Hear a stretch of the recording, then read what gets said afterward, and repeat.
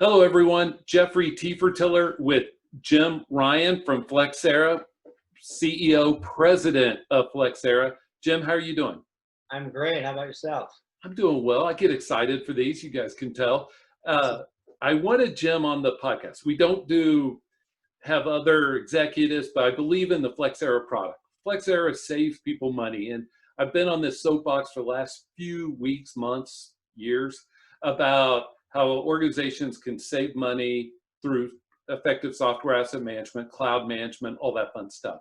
Especially the Gartner article that said 20 or 30%. We all those I take with about 4 grains of salt.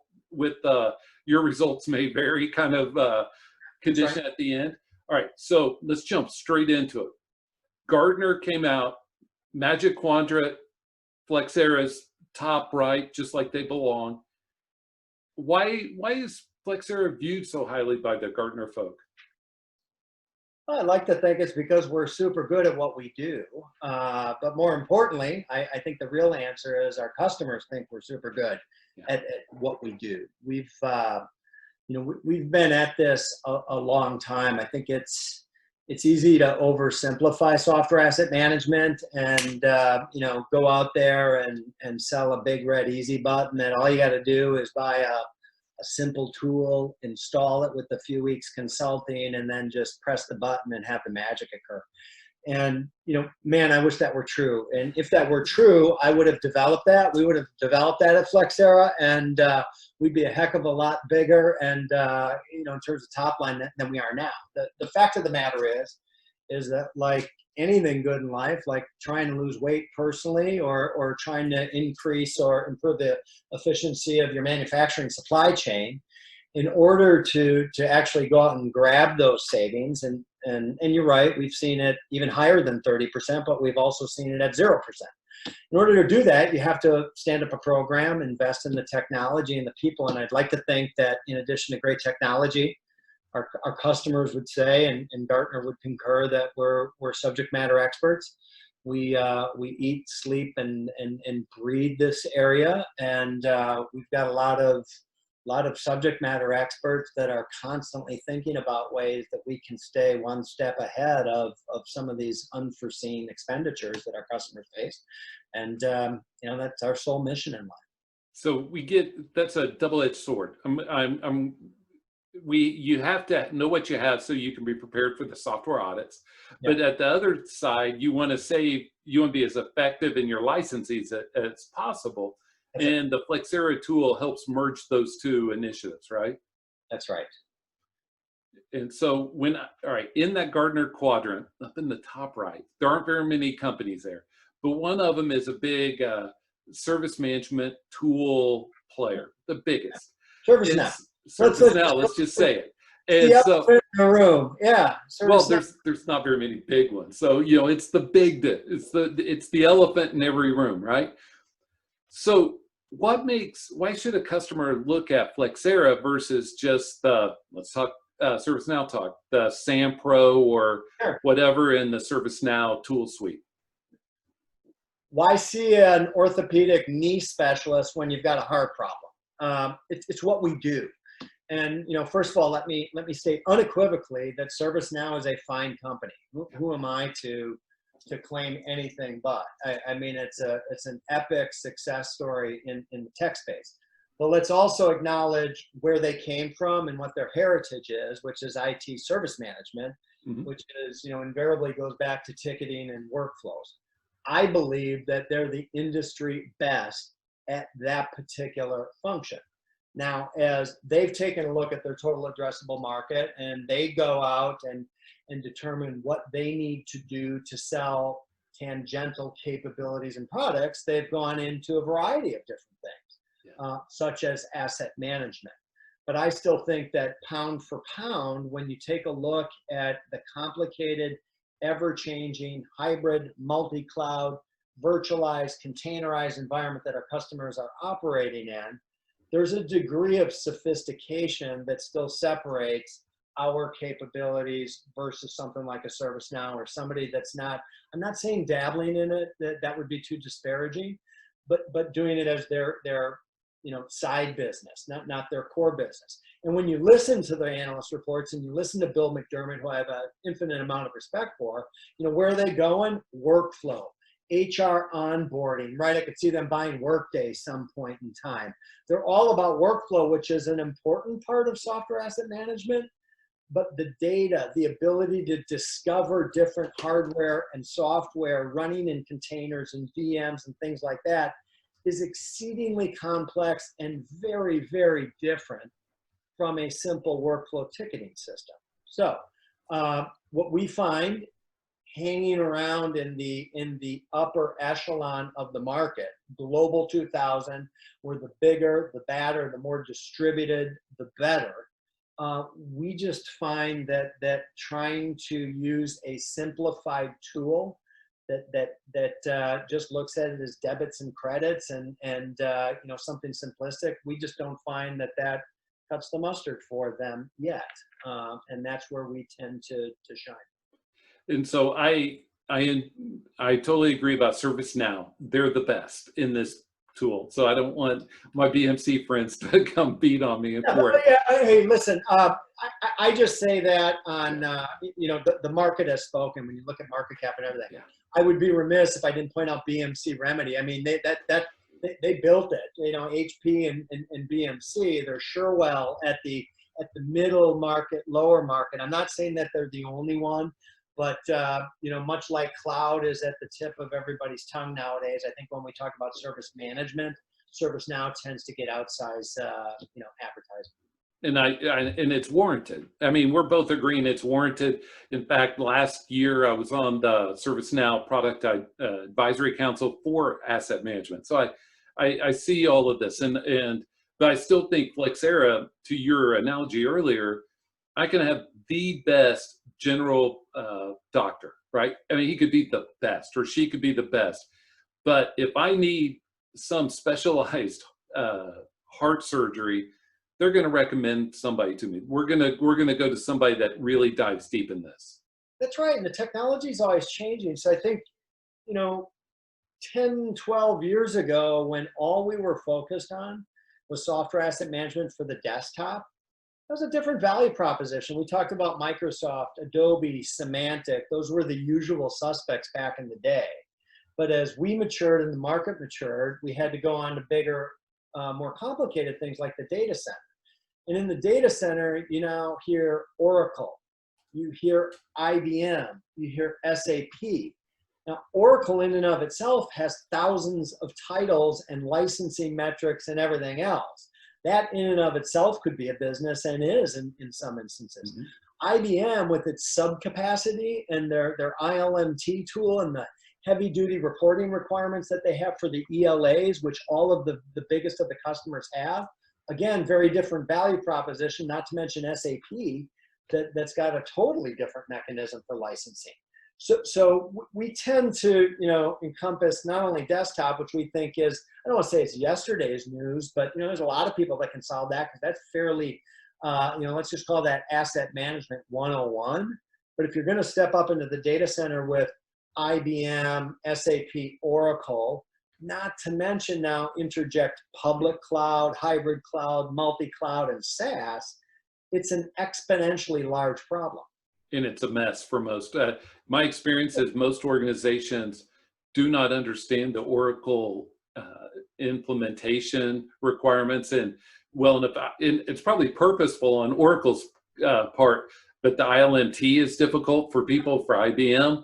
And so fighting that software audit business is difficult for these large companies. Without a doubt. And so let's get into cloud management. You mentioned it earlier. All right, first of all, I think we both agreed that there's a convergence of software asset management and service management. Those two should not be thought of separately. They should be thought of, how can we make these two work together the best, right? I think that's what you're saying. And so now we're layering on the cloud piece on top of that. Once again, Flexera's in the magic quadrant for Gartner for that. And I think that's going to converge into that big pile as well. Is that how you see it? Yeah, it's absolutely how we see it, Jeffrey. We, many years ago when I was talking to my customers, back in the day when we just had desktop capabilities, the questions I was getting from my customer base circa 2010 was, what are you doing to help me with my data center? Thank you very much for helping me with Adobe, Symantec, and Microsoft, Jim. However, my biggest vendors are IBM, Oracle, and SAP, and you're not doing anything there. I would say that we saw a shift in, I don't know if it's 15 or 16, but people started to come to us and say, love what you're doing to help me with my desktop and my data center. I'm backing you. I've stood up a program leveraging the Flexera technology, but I've got this supplier called Salesforce.com. And when I look at my top spends, going out the door for software, it's Salesforce, it's Workday, and SaaS. What are you doing to help me there? And of course, anybody that's in the space, or even, my mother would know that cloud is some type of hype thing. Certainly a few years back, people started to come to us and say, what are you doing about cloud? But that was interesting because unlike the transition to data center and SaaS, where customers knew what they wanted or what they needed, I would say cloud has been and continues to be a little bit more interesting for us, in that it's not so much what should I do about cloud, but how should I think about cloud as it relates to software asset management and cloud management and IT asset management, and what are you seeing? Because this thing is like a runaway freight train.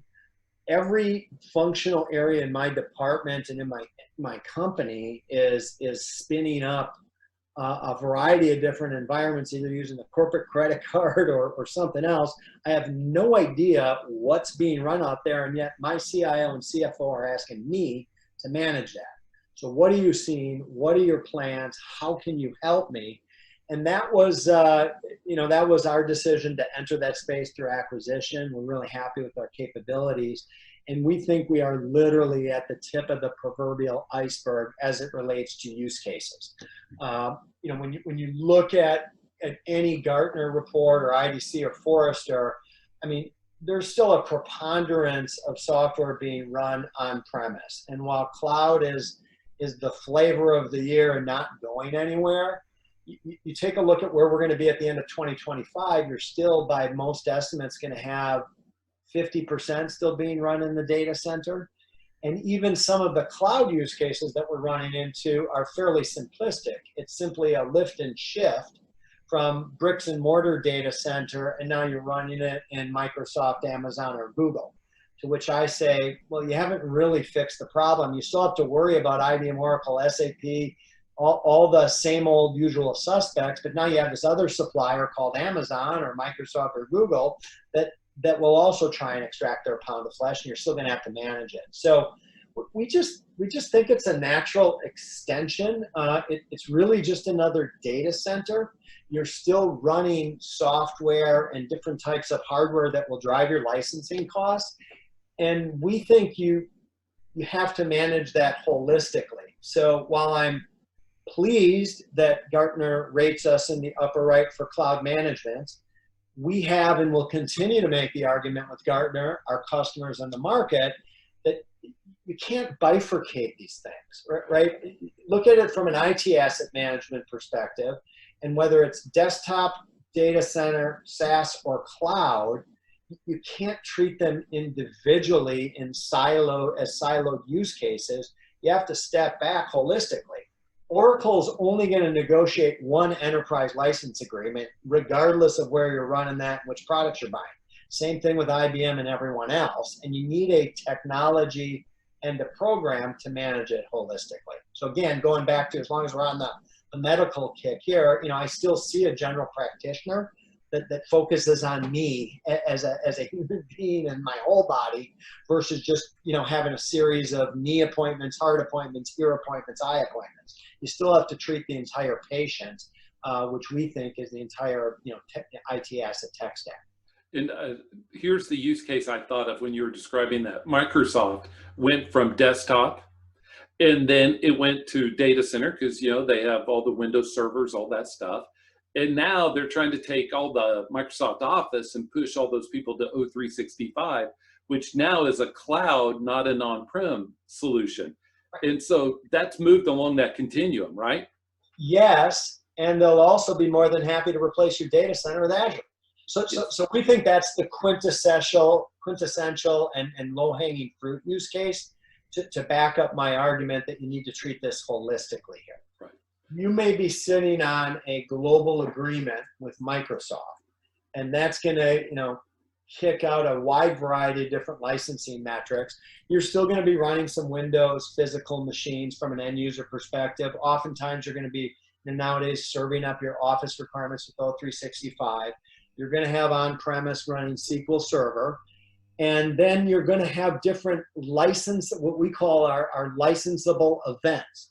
The moment you decide to take a SQL Server license from a bricks and mortar data center, for example, and run that into the cloud, in any cloud environment, that is a licensable event. Now, if you're sitting on an agreement with Microsoft and you have an unused license on-prem, you may run that license without accruing an additional fee in an Azure environment within hybrid use case license scenario. However, if you take that very same SQL Server license that's unused and bang that over into a Google or an Amazon cloud instance, there will be a fee there. So it's like a Rubik's Cube of different costs and scenarios where you're always trying to figure out, what am I sitting on from an entitlement perspective? What does my contract read? And then there's this never-ending quest to find out what's being used, and you're constantly looking at that because usage nowadays is very different than it was a decade ago. When I can now fire up a full-blown system in a cloud environment and shut that thing down within 24 hours, I'll guarantee one thing: the owner of the intellectual property is going to look to monetize that 24-hour time frame. And if you don't have a way to meter that and use it and constantly and continuously compare it to what you're entitled to, you're going to be leaving money on the table. Exactly. And part of that, so I'm just going to throw out broad definitions for people. Yeah. Entitlement says what you've bought and what you can use. And so software audits will say, you bought X, but now you're using X plus 5. And they'll come through and they'll say, hey, we're going to take these old ones and now you're going to have to pay for those extra 5, and it's going to go back years, and now we're going to push you. Or there's always this or if you go to our SaaS solution, we'll be more forgiving. Right? I mean, this is how entitlements work. And even that, I would argue, is a pretty simple use case. I mean, the problem that we have in trying to help prospects, people that haven't yet invested in Flexera, get their head around this area is you go to an executive that doesn't really appreciate or understand asset management, and they think of physical assets. So a pen. I don't understand why this is so damn hard. I signed a contract to buy 100 pens. We're using 9 pens or 90 pens. We have 10 more. We should be fine. Or why is it so hard to find out that you're using 110 pens? Why do I have all these unplanned audits? Well, we're not dealing with pens. We're dealing with a virtual asset. And first thing, I buy a pen, I own this thing lock, stock, and barrel. You never own software. You are merely entitled to use the software per the terms and conditions outlined in what is typically a 50-plus page end-user license agreement with all sorts of idiosyncrasies attached to that. So again, let's just pick Oracle database. I bought 50 Oracle database instances that are running, but that's tied to the number of cores that I might have on a server. So some person is out there in the IT land that thinks that he or she is doing the right thing by taking it from a 4-core unit to an 8-core unit, not ever thinking about what the knock-on or drag effect is going to be for that one instance. And the mere fact on stepping up and doubling your hardware capacity means that you owe Oracle more money, which is going to come out during an audit.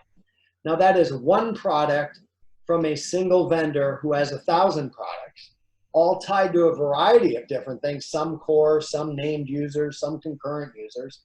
And what we find is that any global 2,000 provider out there is typically going to have anywhere between 2,000 and 4,000 software providers.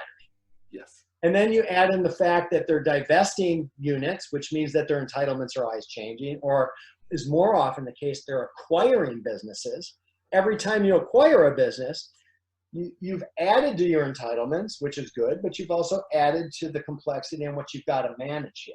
So it's a highly, highly complicated area here.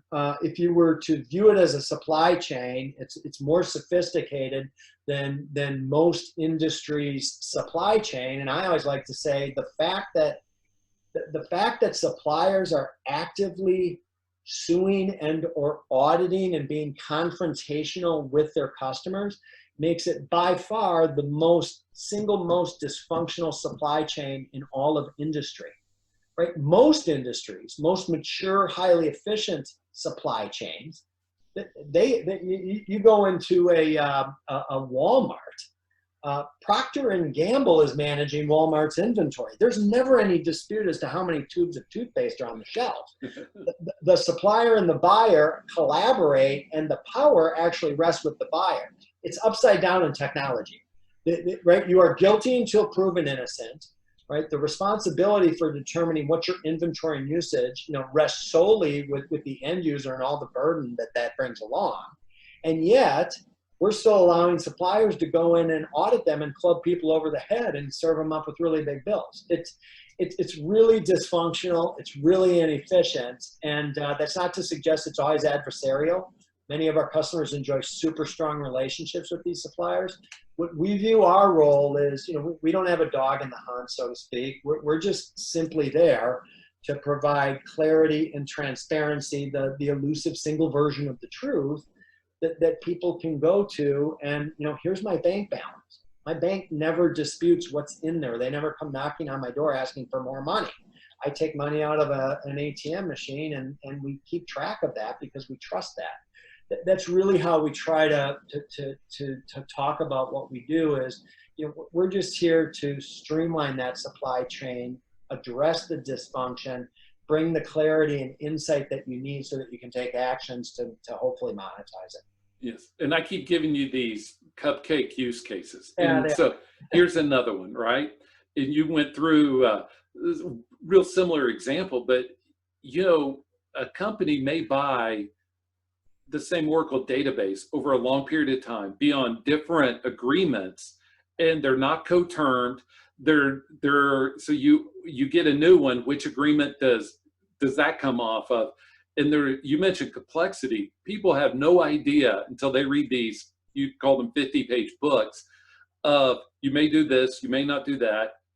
Is that a cupcake enough of a use case for you? No, it's not cupcake at all. I mean, it's just there's three major pieces of capabilities that you get when you do business with us. One is discovery. Mm-hmm. You can't manage what you can't see or you don't know exists. So, first, you've got to be able to go out and be able to interrogate VMs from VMware, take a look at Kubernetes containers, look at desktops, data centers, servers, and everything.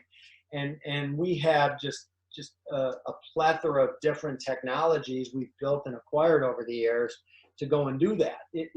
Many discovery technologies, for example, aren't pulling back the right information that Oracle is going to use in an audit scenario to price things out. So you've got to be able to discover things, and you've got to do that exceedingly well. You just alluded to the entitlement or the contracts as well. And in our system and offering, we have the capability where you can put in all of the licensing terms and conditions. So unlike most sales organizations at Flexera, we love to engage with the procurement team on the front end, because oftentimes somebody negotiates a deal with a software supplier and they just put the contract in the drawer. Nowadays it's a PDF. What we do is we institutionalize that within our system, and we have all of the usual licensing terms, dozens if not hundreds of terms that you can just pre-pick from. And then because there's always creative one-offs, we have the ability to customize that. And if you can discover everything that's out there, if you know everything, so every time you buy something or you're adding a net new license term as you had outlined, and then if you can track usage, which we also do, that's really the thing that you need. Far too often, that's a Bermuda Triangle at an organization. They have no idea what's out there, don't really know who even has the contract, let alone what are in all these contracts, and they can't meter usage. So it's just a big black hole of waste and inefficiency, and we try to shine a light on that so you can take action. Which is very much welcome, because these books, these agreements are not made to be easily understood. I mean, let's be, the ambiguity enables them to, how about this, find more on an audit. Is that fair? I'm not a gambler, but I do know one thing. On the off chance that I actually go into a casino when I'm at a trade show in Vegas, I do know that the house always wins. Those agreements are one-sided. And I've been through this, but you try to red letter one, and they're just going to drive. So you have the sales guy or woman saying, "Oh, we have time pressure. The deal's not going to last." And the person that's dealing with it's like, "Oh, it'll be another week," and and you two things going. So we mentioned cloud a little bit earlier. The ability to understand what we have, because you mentioned this, and I've seen this up close. The business people pull out their Diners Club, their P card, and they're like, "I need an instant fast." And I was at somewhere, I won't mention names, that security thought this was an issue, rightfully so. And security was checking everybody's Diners Club card saying, "Hey, we got an issue. Here's one, here's one, here's one." And so this is where I think the asset management, especially software and service management, come together, is because you need to know what it's related to, this cloud environment, what's sitting on top of it, but we also need to manage it like a business, because software asset management is one of the only places in IT where it's a business problem solved with technology, not the other way around. Yeah, I mean, let's up-level the conversation. At the end of the day, this is about dollars and cents. Mm-hmm. And this is about money that a company is spending. And, like everything in business, you're looking to make sure that every amount of, piece of capital going out the door is optimized there. And, we dealt with one customer, and clearly the name's not important, but we identified over $10 million in use spread across a wide variety of continents and users just on corporate credit cards consuming cloud capabilities. So, why does that matter, you may ask? Even if the hundreds of people that were buying that were negotiating the right deals and not wasting anything, I think we can all agree that in order to get maximum leverage and the very best deal, you need to start to centralize procurement, and you need to leverage your volumes. And you have to look at this from a dollars and cents. And I think that every C-level has a hard job, right? So anybody with a C in front of their title, it's just a hard job. I think that the job of a CIO is doubly hard in some instances, because they've got an almost impossible challenge. It's you talk to Gartner, this is pre-COVID pandemic, and Gartner would state that on the whole, IT budgets are being increased by 0.5% year on year. I talked to many of our CIOs and our customers, and they would laugh at that and say, "Geez, I wish it was that rich." Right. I'm being asked to cut my budget 5, sometimes 10% every year, because people have Moore's law in their head, and that every year we should be able to do more with less. And yet, even though budgets are remaining, let's just call it flat to contracting, they have people. Those people expect raises, and there's just inflationary costs just on your payroll alone. But then the other phenomenon is, when you take a look at what Gartner has, the SaaS market, or the SaaS spend, is growing at 17.8% year on year. Infrastructure platform as a service is upticking by 30%, and even the legacy on-premise software is growing at 4.9%. So something's got to give. It's like squeezing a balloon. You cut here to go and fund everything else. And oh, by the way, most CIOs are being asked to add in, lean in, add more value to the business and fuel innovation, let alone just keep the lights on and business as usual. So the challenge really is, even though we talk a lot about you could save up to 30%, we're under no illusions what's happening with that 30%. it's not like that 30% is falling from the bottom line. What we find most of our CIOs and CFOs doing is really just optimizing their overall spend, taking savings that we've identified and actioned in one area and using it to fund everywhere as they try to go and tackle what is, I don't want to say it's an insurmountable challenge, but it's a major challenge for a CIO having to please a lot of different constituencies. And COVID's even made this more complex. There was a CIO.com article that said budgets were going up 5%. You mentioned payroll. All the software contracts are 3 to 5% escalators, and we're adding new technology 3 to 5%. All that stuff. And now, because of COVID, it's, hey, can you cut it 5%, 10%? There's a swing there that somebody's got to make up. And it's been my belief, why don't we look at software first, then worry about cutting heads? Too many organizations are cutting head count, and now you're producing less to your business customers. Do you have those conversations often? This is I've been affiliated with the company for 22 years. So this is my third recession. I was around in 99 and 2000 when the dot-com bubble blew up. Was around in 2008 and 2009, and clearly I'm here today. I don't want to suggest that recession is good for our business. I don't think it's good for anybody's business. We're not counter-cyclical like that. However, in recessionary times, I do think that that something predictable happens. A recession hits, GDP starts to contract, the news media reports that everybody gets into a frenzy. And you're right. People typically start with executives, companies will start with people. Well, we've got to cut costs, so let's cut headcount. And then they go and they look at their capital expenditure. And then they look at their real estate holdings, especially this recession time around.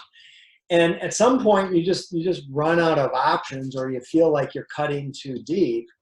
And, especially in 2008, 9, and I do think especially with cloud in this particular pandemic environment, I think sometimes they look at IT and then they look at that line item that says either software or cloud, and we should turn that rock over. That's an awfully large number that tends to go up. The elevator typically only goes up, not down on that spend. Why are we spending so much there? And we actually saw a fair amount of growth from 2008 to 2012 during that time. That was, that was pre-Magic Quadrant for software asset management. We were pleading with Gartner to cover it. We thought it was essential to running a great IT shop. And I do think that's happening right now. I think right now any executive has to be extremely concerned with the amount of money that's going out with cloud, because it's like arguing against peace. Nobody can argue against cloud. I'm for peace and I'm for cloud, right? And how dare you say anything else? So there's not a lot of checks and balances on cloud spend, because it's typically tied to an innovation line item, and nobody wants to be left in the dust on not being modern. So there's not a lot of checks and balances. In any instance where there's not a lot of checks and balances, that means there's wasted inefficiency. And, from my perspective, that's a great opportunity for Flexera to come in and help people. Yes, and we'll start wrapping up, but software, just level set, $400 billion industry. It's a big one. That doesn't include cloud. And some organizations are spending, this number shocked me, and I think it's one you're familiar with, but some organizations are spending up to 2% of their gross revenue on software. And 2%. Yeah. That's a lot. Not to mention the people power to manage that software and negotiate those agreements and deal with end of life, the security associated with this software and everything else. It's a significant problem. It's one just from a compliancy perspective. I mean, companies don't want to misuse software. They certainly, by and large, don't ever want to steal it. I mean, there's always exceptions to that rule. But people just, want to abide by the agreements. It's just awfully hard to do that with cloud and software resources. And, last but not least, people just don't want to be spending money that they don't have to. But it's difficult. Especially on audits. Because I agree with you. I think everybody wants to do the right thing. All right, so last question. You peer into your 22-year history, Flexera crystal ball. Yeah. What new capabilities in 5 years do you expect Flexera to have to help, so first it's the question is what new problems are coming up in 5 years, and then what capabilities do you hope Flexera, can solve? Yeah, I think it's I'll stick to what we have on offer today. So we talked a lot about desktop, data center, SaaS, and cloud. Like I said, I think we're just starting to scratch the surface on use cases in bridging across all four of those different environments. And we think that as time goes by and in the future, technology providers, whether they're cloud, SaaS, or software or hardware, are going to come out with different use cases. They'll probably start to come out with those new use cases in 2021 and 2022. The other thing that we've learned is that after a recession, when revenue starts to slow down for software providers, they tend to come out with net new pricing algorithms and packaging because they want to bump up their revenue.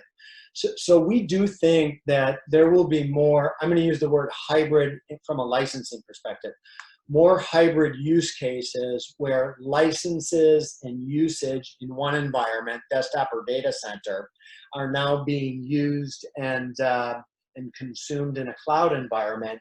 There will be additional complexity from a licensing and entitlement and contractual perspective, which is going to require additional capabilities that we'll need to bring on offer. So we're going to have to, we already have algorithms that take a look at what's out there, what's being used, and what's entitled to be used, but they tend to be, what are you entitled to use on your desktop? What do we see on your desktop? We're going to have to start to write those algorithms and use AI across all those environments to make sure that we're running the right algorithms on top to save money.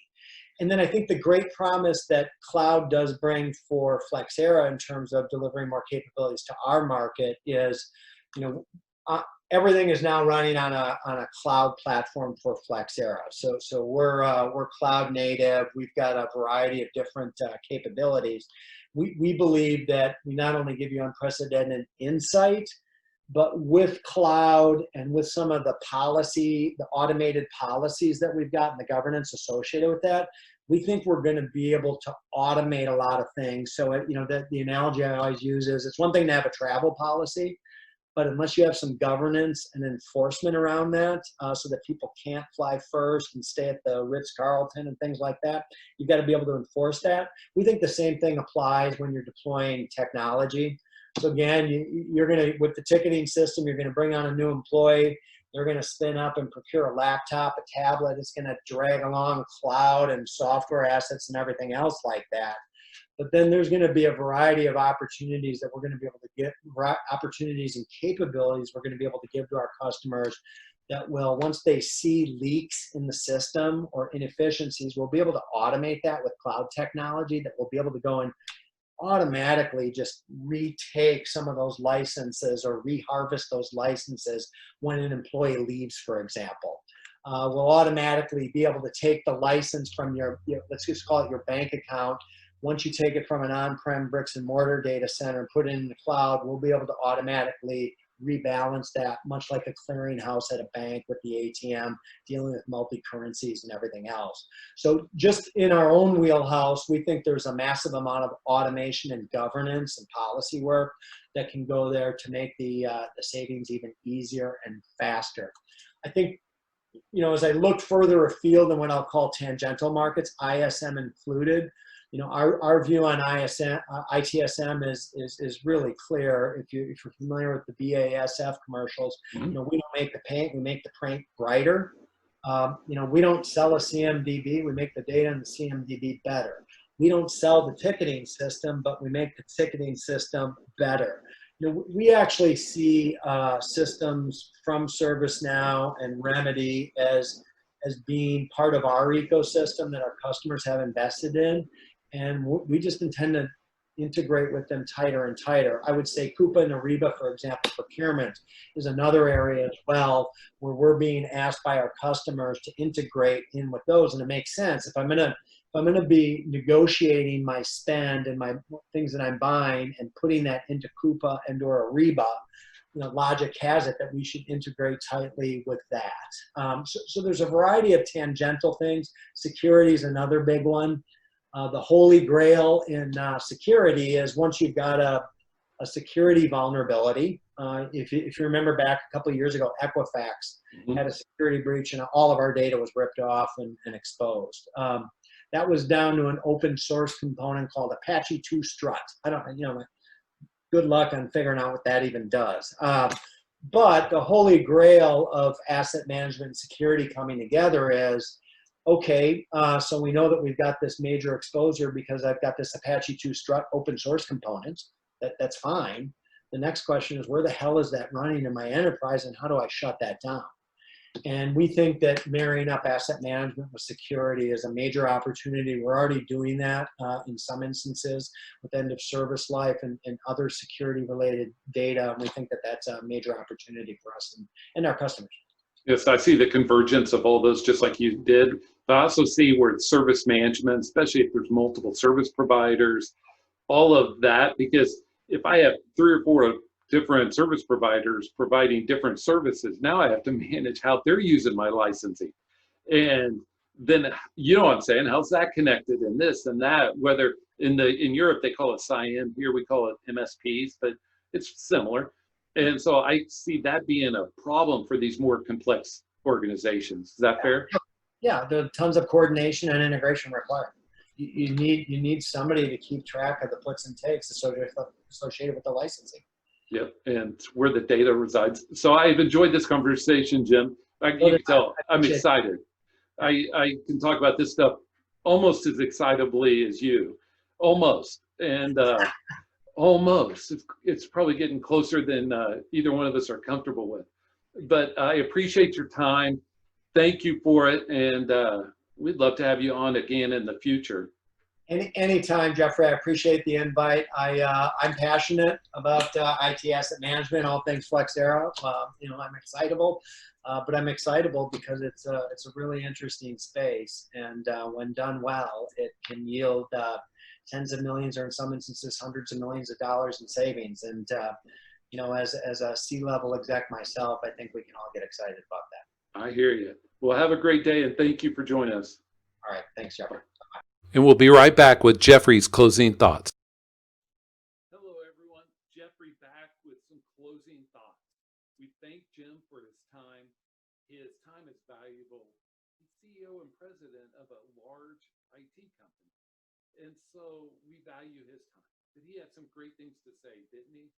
Talking about the need for organizations to adopt software asset management program and to try to mature it to where it can bring value, especially those complex organizations that are really struggling with how do we handle our software assets, our cloud, all of that. The Flexera software does a great job. I don't promote things, but it does a great job. And so we thank you for watching this video. But 2 things I want to mention as we wrap up. Number 1 is, it is not a foregone conclusion that you are doing software asset management well in-house. And that's where these articles that we mentioned, possibly saving 20-30% on your software budget, those savings can be found. And that's only in year 1, not years 2, 3, 4, or the life of that contract. And so we at Service Management Leadership can help.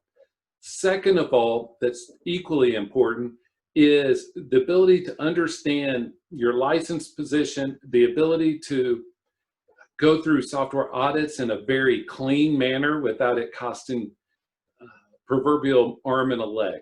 And so you want to own what you are licensed, so license fully, and you want to license for what you own, so you don't owe anything to the software vendors that come knocking on your door to audit. And they will, especially in these COVID times that are really ramping up for the software vendors, where they're struggling in a way that they're going to look to the audits for to offset some of the lost revenue. And so keep that in mind. We can help at Service Management Leadership. We can help in both ways. And so we thank you for watching or listening to this quick podcast. We thank you for all of your support. And so reach out to me, even if you just need an ear to talk to from somebody in this industry. I hope you have a great, great day.